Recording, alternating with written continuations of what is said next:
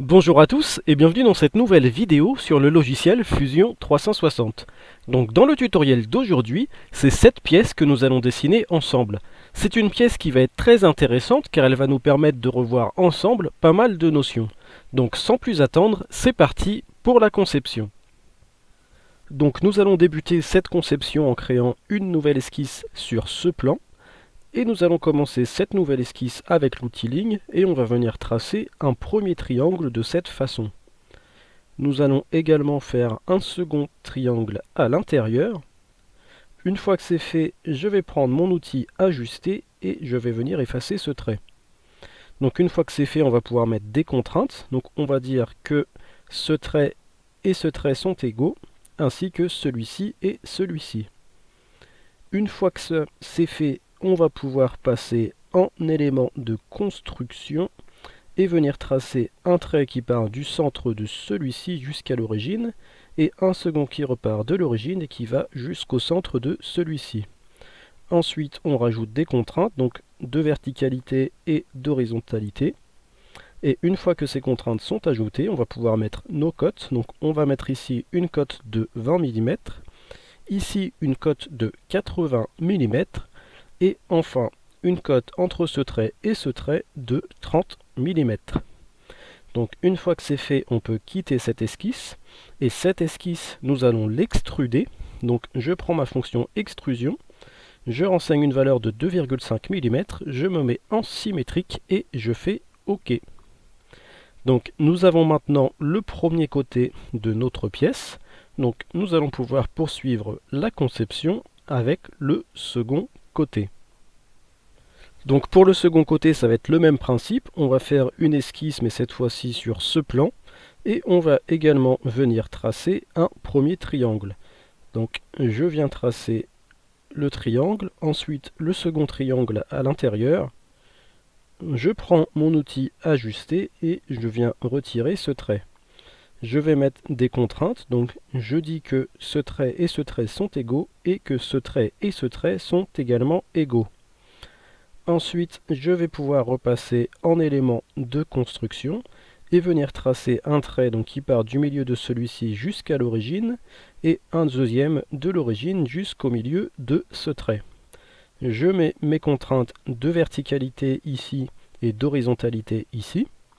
Et ensuite, je viens renseigner mes cotes. Donc, je renseigne ici une valeur de 20 mm, ici une valeur de 80 mm, et ici, entre ces deux traits, une valeur de 30 mm. Donc une fois que c'est fait, je peux quitter cette esquisse. Et cette esquisse, comme précédemment, je vais l'extruder. Donc je renseigne une valeur de 2,5 mm, je dis que c'est symétrique et je fais OK. Donc maintenant que c'est fait, on va pouvoir passer au troisième et dernier côté. Donc pour le troisième côté, nous allons opérer de la même façon, c'est-à-dire qu'on va faire une nouvelle esquisse, cette fois-ci sur le troisième plan. On va venir tracer notre triangle ici en bas à gauche. Ensuite, à l'intérieur, on fait le deuxième triangle. On prend notre outil ajuster et on vient supprimer ce trait. Ensuite, on va prendre notre contrainte d'égalité donc entre ce trait et ce trait. Et également, on va dire que ce trait et ce trait sont égaux. Donc ensuite, on prend l'outil ligne, on repasse en élément de construction. On part du milieu jusqu'à l'origine et de l'origine jusqu'au milieu ici. On met les contraintes d'horizontalité et de verticalité. Et une fois que c'est fait, on va renseigner les dimensions. On dit qu'ici on a 20 mm, ici 80 mm, et enfin entre ce trait et ce trait, nous avons une valeur de 30 mm. Donc une fois que c'est fait, on peut quitter cette esquisse. Cette esquisse, on va elle aussi l'extruder, donc de 2,5 mm. Dans direction, on met symétrique et on peut faire OK. Donc nous avons maintenant les trois principaux morceaux de notre pièce. Donc ce qu'il va falloir faire maintenant, c'est les relier. Donc c'est ce qu'on va faire tout de suite. Donc pour les relier, ce qu'on va faire dans un premier temps, c'est réafficher nos trois esquisses. Et ensuite, nous allons faire une nouvelle esquisse sur ce plan, ici. Donc nous allons tracer une première ligne de cette façon. Ensuite, en gardant le clic gauche enfoncé, on fait un arrondi et enfin une seconde ligne. On va rajouter une contrainte de tangence ici. Et enfin, grâce aux esquisses que nous avons réaffichées, on va pouvoir mettre des contraintes de coïncidence, donc entre ce point et ce point. Et également ici, on va mettre une contrainte de coïncidence entre ce point et ce point. Ce qui va nous manquer maintenant, c'est une cote. Donc on va coter ici ce trait. Donc pas de cette façon, je vais vraiment coter entre ce point et ce point. Je renseigne une valeur de 15 mm. Et une fois que c'est fait, je vais pouvoir quitter cette esquisse. Donc ensuite, je fais une petite rotation de ma pièce. Et je vais créer une nouvelle esquisse, cette fois-ci sur ce plan. Je vais aller dans Créer, Projeter, Inclure et Projection. Et je vais récupérer ce contour. Je peux terminer l'esquisse. Et ce que nous allons faire maintenant, c'est un balayage. Donc je vais dans Créer, Balayage. Dans Profil, je récupère ici. Et Chemin, je vais choisir ma trajectoire. Dans Opération, je mets Joindre et je fais OK. Donc ce qui va nous manquer ici, on va le récupérer avec Appui et Tirer. En cliquant ici et en se décalant de 15 mm. Et la même chose ici. Donc toujours Appui et Tirer. Je viens cliquer sur la partie à tirer et je décale de 15 mm. Donc nous avons relié les deux premiers éléments ensemble, donc on va pouvoir poursuivre sur le reste de la pièce. Donc nous allons procéder de la même façon mais sur un autre plan. Donc on va faire une nouvelle esquisse ici. On va prendre l'outil ligne, on trace une première ligne, un arrondi et une seconde ligne. Je viens rajouter ma contrainte de tangence ici. Ensuite, je vais rajouter mes contraintes de coïncidence. Donc, entre ce point et ce point. Et également à l'autre extrémité, je mets une contrainte de coïncidence entre ce point et ce point. Ensuite, je vais venir mettre ma cote de 15 mm. Donc ici sur ce trait. Et une fois que c'est fait, je peux terminer cette esquisse. Ensuite, hop, je fais une nouvelle esquisse ici sur ce plan.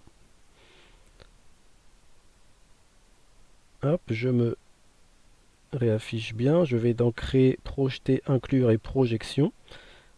Je viens récupérer ce contour et je fais terminer l'esquisse. Ensuite, je vais dans Créer, Balayage, je sélectionne mon profil, je sélectionne mon chemin, dans Opération, je mets Joindre et je fais OK.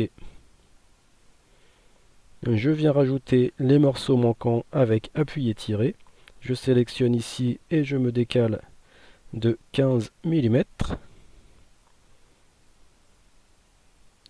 OK. Et également de l'autre côté, je me place ici et je me décale de 15 mm. Et je fais OK. Donc nous allons maintenant rajouter le dernier morceau qu'il nous manque. Donc nous allons procéder de la même façon pour faire le dernier raccord. Donc je vais créer une nouvelle esquisse sur ce plan. Je vais prendre mon outil ligne et tracer une première ligne. Donc c'est le mauvais outil, donc c'est bien l'outil ligne que je prends. Je trace un premier trait, un arrondi et un second trait. Ensuite, je viens mettre ma contrainte de tangence ici. Et ensuite, je vais mettre mes contraintes de coïncidence. Donc la première entre ce point et ce point. Et la seconde de l'autre côté. Donc je fais une petite rotation. Et je viens mettre ma contrainte de coïncidence entre ce point et ce point. Ensuite, il va me manquer ma cote de 15 mm. Donc, je vais la rajouter ici. Je renseigne ma valeur de 15 mm. Et une fois que c'est fait, je peux terminer l'esquisse. Je fais une petite rotation de la pièce, je crée une nouvelle esquisse sur ce plan. Ensuite, je vais récupérer le contour, donc je vais dans Projeter, inclure et Projection. Je récupère ce contour et je fais OK. Ensuite, nous allons faire un balayage. Donc, je vais aller dans Créer, Balayage. Je viens sélectionner mon profil. Je sélectionne également mon chemin. Dans Opération, je mets Joindre et je fais OK. Nous allons utiliser la fonction Appuyer-tirer pour ajouter les éléments manquants. Donc je me place ici et je me décale de 15 mm. Je fais OK. Et je fais la même chose en bas. Je me décale ici de 15 mm. Et je fais OK. Et donc nous avons maintenant notre pièce qui est totalement terminée. Donc nous avons un petit peu monté le niveau par rapport au tutoriel habituel. J'espère que vous aurez quand même pu suivre ce tutoriel correctement. Pour les personnes qui arrivent directement sur la chaîne sur ce tutoriel et qui trouvent ça un petit peu compliqué, il faut savoir qu'il y a des tutoriels pour les débutants que je vous invite à aller consulter. Dans tous les cas, je vous invite à mettre un petit pouce bleu si la vidéo vous a plu et à me laisser vos impressions en commentaire. Je vous invite également à vous abonner à la chaîne pour les personnes dont ce n'est pas encore le cas. Et moi je vous dis à bientôt pour une prochaine vidéo.